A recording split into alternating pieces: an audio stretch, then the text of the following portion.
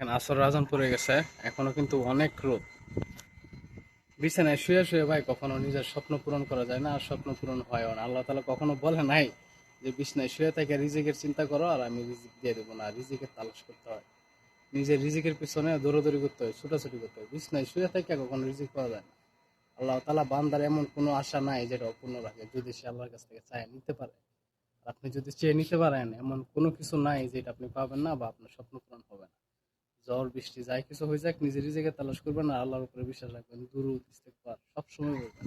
দেখবেন 2 দিন আগে আবার আপনার ভাগ্য পরিবর্তন হয়ে যাবে, শুধুমাত্র ইস্তেগফারের মাধ্যমে। আর রিজিকের তালাশ করবেন।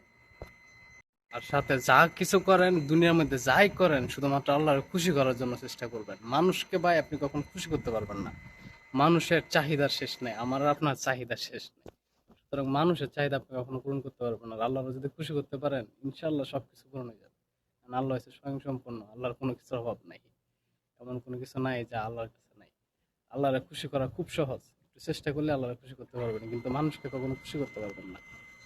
এখন ওই ছাদের উপর উঠবো, উঠবো, যায় কাজ করবো, এরপর আবার নিচে কাজ আছে, বহুত কাম। বিছনায় শুয়ে থাইকা স্বপ্ন পূরণ হয় না। স্বপ্ন পূরণের জন্য ভাই চেষ্টা করতে হয়, নিজের রিজিকের পিছনে ছোটাছুটি করতে হয়, দৌড়াদৌড়ি করতে হয়। কারণ আপনি যদি বিছনায় শুয়ে থেকে চিন্তা করেন অমুকের এটা আছে, তমুকের ওইটা আছে, আর ফেসবুকে স্টোরি মারেন আর স্ট্যাটাস দেন, আমারও হয়ে যাবে ইনশাল্লাহ, হবে না ভাই। আপনার ওইটার জন্য চেষ্টা করতে হবে, তখন হবে, এছাড়া কখনো হবে না। জীবনে যাই কিছু করেন না না করেন, রিজিকের তালাশ করবেন, চেষ্টা করবেন।